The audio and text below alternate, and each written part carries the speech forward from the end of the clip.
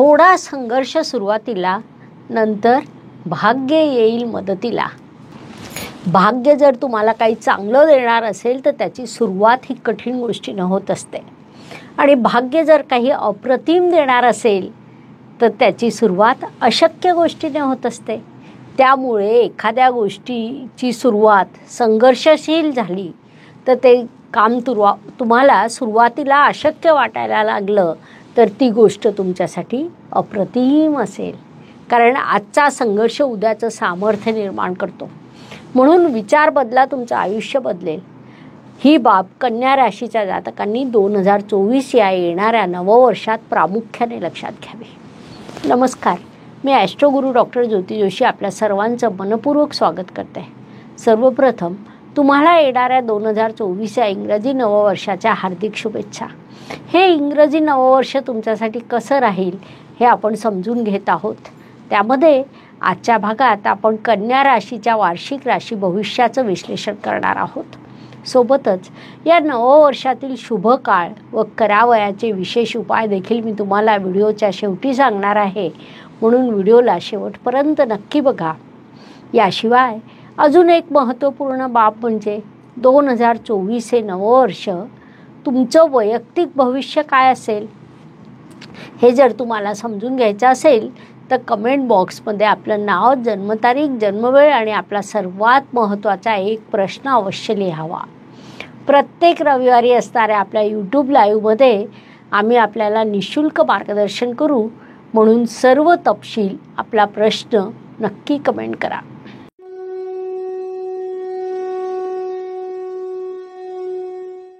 नववर्षाची चाहूल लागली की ज्योतिषप्रेमींकडून वार्षिक राशी भविष्याची खूप मोठ्या प्रमाणात मागणी होत असते.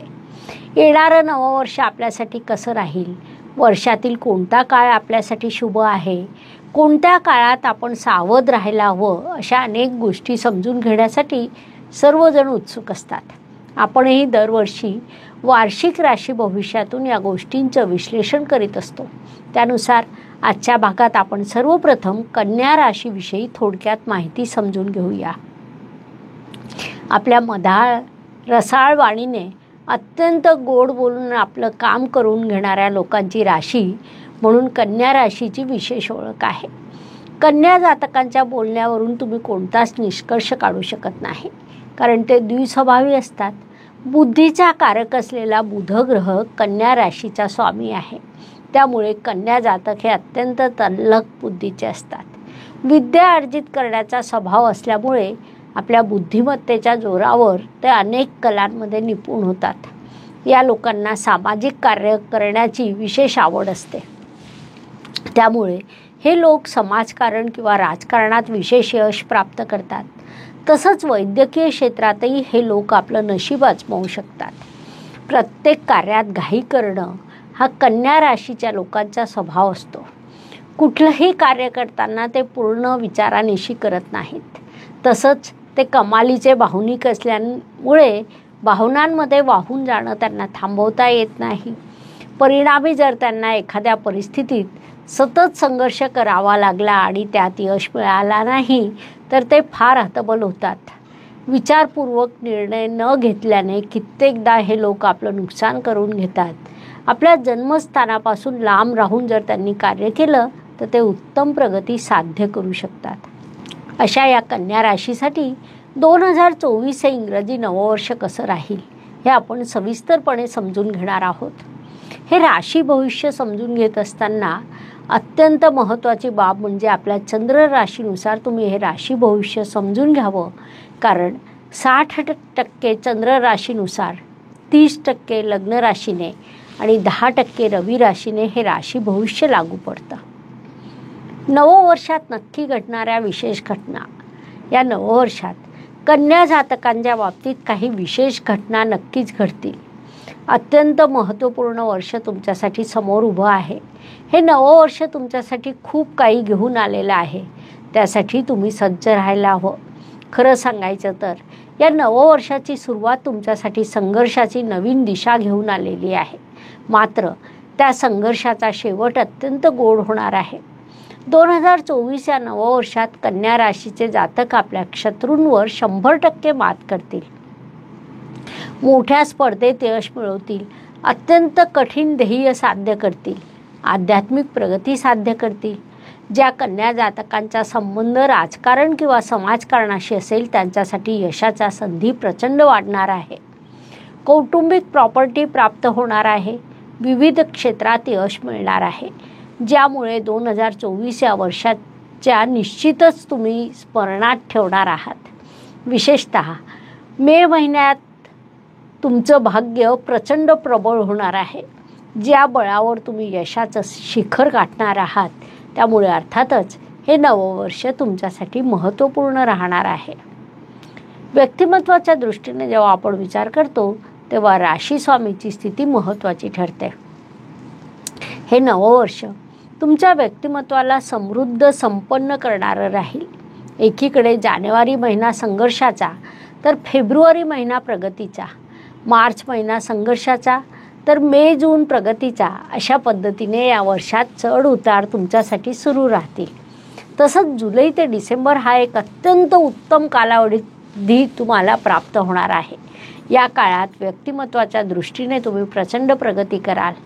नेहमी कन्या जातकांची अशी ओळख दिली जाते की तुम्ही कोणताही निर्णय लवकर घेऊ शकत नाही, कारण प्रत्येक गोष्टीवर तुम्ही खूप विचार करता किंवा कोणताही निर्णय घेताना विलंब ही तुमची कायमची ओळख आहे. तरी चुकीचं होणार नाही. मात्र या नववर्षात तुमच्या निर्णय घेण्याच्या क्षमतेला एक वेग प्राप्त होईल. त्यामुळे अर्थातच तुमच्या प्रगतीला वेग प्राप्त होईल. हितशत्रूंना तुम्ही शांतपणे माघारी टाकाल, कारण तुमचं व्यक्तिमत्व समृद्ध झालेलं असेल. म्हणून या काळाचा सदुपयोग करायला हवा. धन, कुटुंब, वाणी या दृष्टीने विचार केला असता येथे देखील नववर्षातील जानेवारी महिना हा कन्या जातकांसाठी थोडा संघर्ष दाखवित आहे.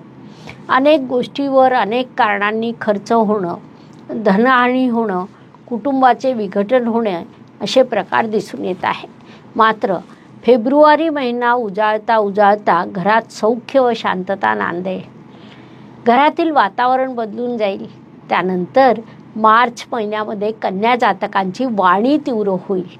वाणीतील तीव्रतेमुळे अनेक वेळा नात्यांमध्ये प्रश्न निर्माण होतील. एप्रिल महिन्याचा विचार केला असता या काळात तुमच्यासाठी धनप्राप्तीचा सुंदर शुभयोग निर्माण होणार आहे. तुमच्या व्यवसायातून, जुन्या प्रॉपर्टीतून धनप्राप्तीचे योग निर्माण होणार आहेत. त्यानंतर जेव्हा आपण मे महिन्याकडे वळतो तर आर्थिक हानी होताना दिसत आहे.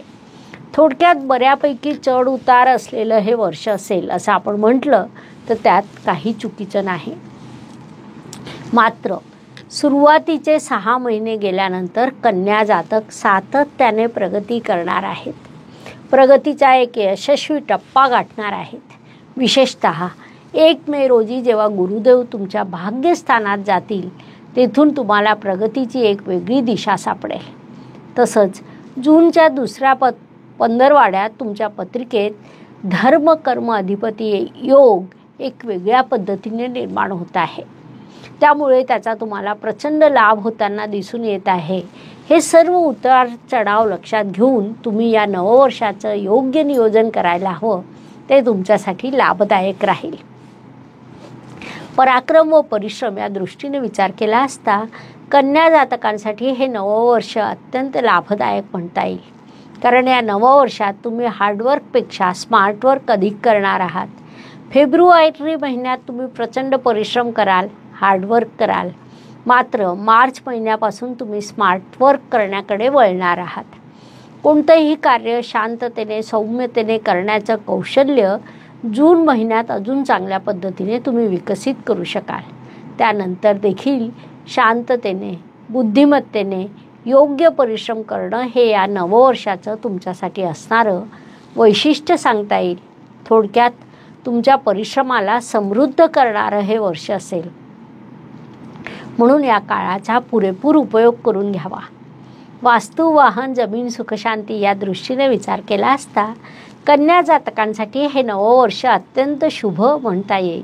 कारण या नववर्षात वास्तूचे सुंदर योग निर्माण होणार आहेत.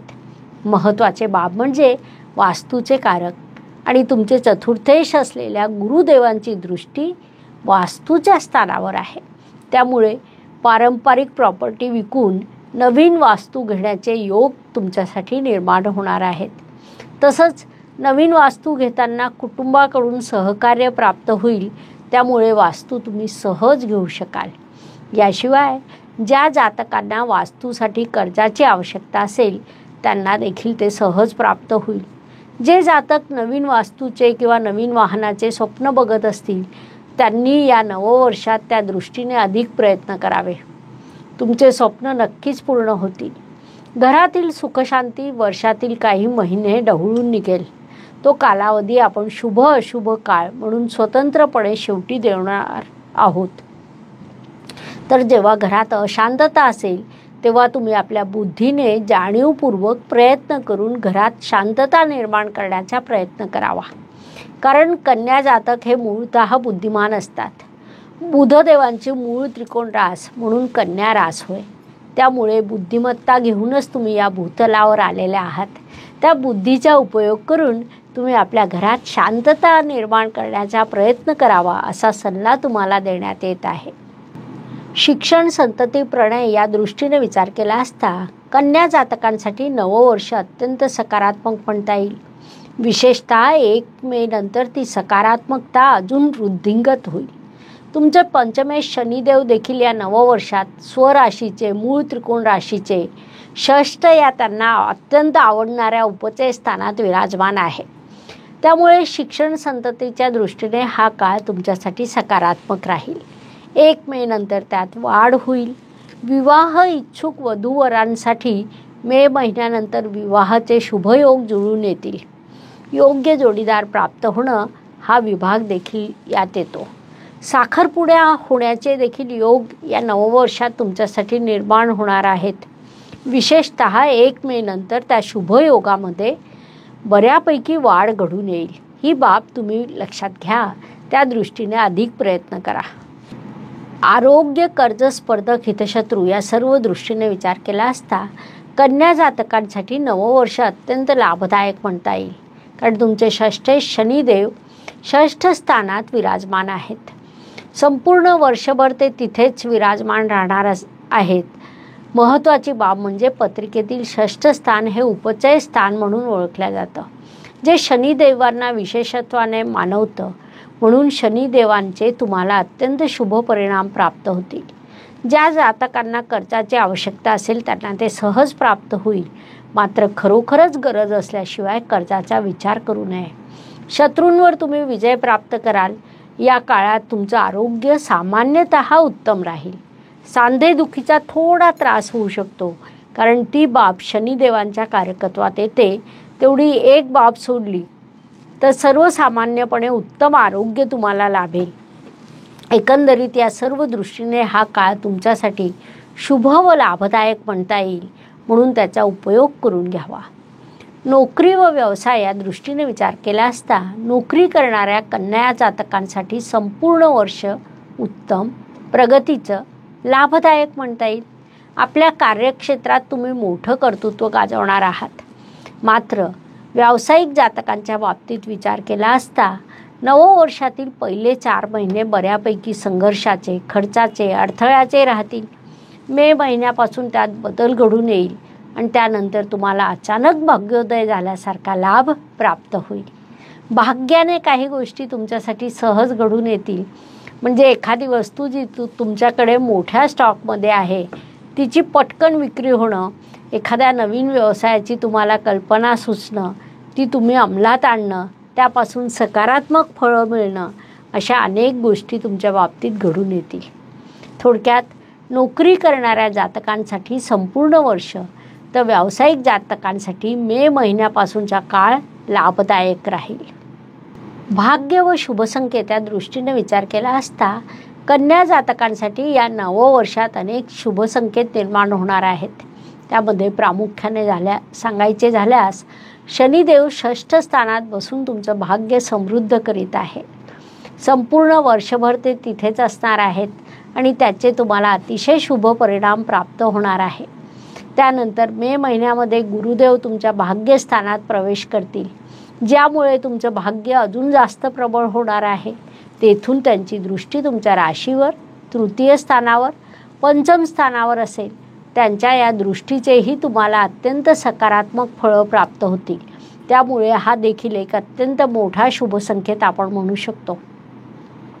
याशिवाय वर्षातील काही कालावधी देखील तुमच्यासाठी शुभदायक आहे. त्याचे शुभ परिणाम तुम्हाला प्राप्त होतील, म्हणून या काळाचा सदुपयोग करा. कर्माच्या दृष्टीने विचार केला असता कन्या जातक हे बुद्धिमान, कर्मप्रधान म्हणून ओळखले जातात. मात्र ते प्रत्येक गोष्टीचा खूप विचार करतात. कोणताही निर्णय घेण्याच्या आधी ते त्यावर प्रचंड विचार करतात. अशा पद्धतीने विचार करण्यात अधिक वेळ गेल्यामुळे कर्मात उशीर होतो. मात्र 2024 या नववर्षामध्ये तुमच्या या स्वभावात मोठा फरक पडणार आहे. तुम्ही कोणताही निर्णय पटकन घेणार आहात आणि निर्णय लगेच घेतल्यामुळे घेऊन त्या कार्याला लागणार आहात. त्यामुळे साहजिकच तुमचे कर्म समृद्ध होण्याचे योग निर्माण होत आहे. या नववर्षात तुम्ही विविध संकल्प घ्याल, त्या संकल्पनांना पूर्ण करण्याचा प्रयत्न कराल. त्यातून यशाची टक्केवारी वाढणार आहे. लाभाच्या दृष्टीने विचार केला असता 2024 हे नववर्ष कन्या जातकांसाठी अनेक पद्धतीने लाभदायक राहील. शनिदेव अर्थत्रिकोणाच्या दुसऱ्या टप्प्यात बसलेले आहेत. गुरुदेव भाग्यस्थानात येणार आहे. राहू ग्रह सप्तम स्थानात म्हणजे व्यवसायाच्या स्थानात आहे. आपल्याला माहिती आहे की राहू म्हणजे अटॅचमेंट होय. व्यवसायातून धनलाभ प्राप्त होण्याची संधी त्यातून तुमच्यासाठी वाढणार आहे. याशिवाय इतर ग्रह देखील तुम्हाला सहकार्य करणार असल्यामुळे धनलाभाचे योग तुमच्यासाठी वारंवार निर्माण होतील. मासिक राशी भविष्यामध्ये आम्ही त्या महिन्याचे योग सांगतच असतो, परंतु संपूर्ण वर्षाचा आपण विचार केला असता धनवृद्धी हा या वर्षातील तुमच्यासाठी अत्यंत आवश्यक असा भाग राहील.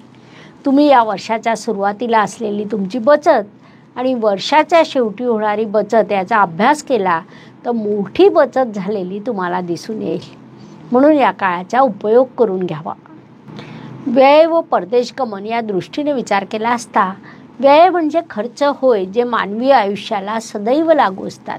त्यानुसार कन्या जातकांसाठी या नववर्षात खर्चाचे अनेक योग निर्माण होणार आहेत. अनेक प्रवास तुम्ही या काळात करणार आहात. नोकरीसाठी, शिक्षणासाठी, व्यवसायासाठी तुम्ही प्रवास करणार आहात. काही खर्च हॉस्पिटलवर होताना दिसतोय, किंबहुना नातेवाईकांवरही काही खर्च होताना दिसतोय. याशिवाय कौटुंबिक जबाबदाऱ्या पूर्ण करण्यासाठी देखील तुमचा खर्च तुम्ही करणार आहात. महत्त्वाची बाब म्हणजे या सर्व खर्चांना आपण सकारात्मक आणि अत्यावश्यक असं म्हणू शकतो, म्हणून तुम्ही तो केला पाहिजे. एकंदरीत कन्या जातकांसाठी नववर्ष सकारात्मक राहील. या नववर्षात प्रगतीच्या संधी आहेत, कर्तृत्वाच्या संधी आहेत, यशाच्या संधी आहे. म्हणून या काळाचा उपयोग करून घ्यावा. प्रत्येकच काळ प्रत्येकासाठी चांगला किंवा पूर्णपणे वाईट जात नाही. आयुष्य हे सुखदुःख आणि चढ उतारांनी भरलेलं असतं. त्यानुसार वर्षातील प्रत्येक काळ हा प्रत्येकासाठी शुभदायक, लाभदायक असतो. आपण त्या काळात कसं वागतो, मिळालेल्या संधीचा किती फायदा घेतो, यावरून आपलं यशापयश ठरत असतं. त्या दृष्टीने विचार केला असता कन्या राशीसाठी मार्च महिन्याचा पहिला पंधरवाडा, त्यानंतर मे महिन्याचा पहिला आठवडा, संपूर्ण जून महिना, जुलै महिन्याचा दुसरा पंधरवाडा आणि ऑगस्ट संपूर्ण अत्यंत शुभदायक, लाभदायक राहणार आहे. हे आधीच लक्षात घेऊन तुम्ही या वर्षातील महत्त्वपूर्ण कामाचं नियोजन करा. तसंच काळजी घेण्याच्या दृष्टीने फेब्रुवारी महिन्याचा पहिला पंधरवाडा, संपूर्ण एप्रिल महिना, सप्टेंबर महिन्याचा दुसरा पंधरवाडा या काळात स्वतःची योग्य ती काळजी घ्या. उपायांच्या दृष्टीने विचार केला असता ज्योतिषशास्त्रामध्ये अनेक छोटे छोटे आणि सहज करता येण्यासारखे उपाय सांगण्यात आले आहेत, जे आपण दर महिन्याच्या राशी भविष्यामध्ये सांगत असतो. उपाय छोटे असले तरी परिणाम मोठा असतो. त्यानुसार उपायांचा विचार केला असता हे नववर्ष अनेक अर्थांनी उपयुक्त आहे. या नववर्षातील ग्रहांची स्थिती लक्षात घेऊन मी राशीनुसार काही उपाय सांगणार आहे. त्यानुसार कन्या राशीसाठी चिमण्यांना 7 प्रकारचे धान्य खाऊ घालण्याचा उपाय सूचित करण्यात येत आहे.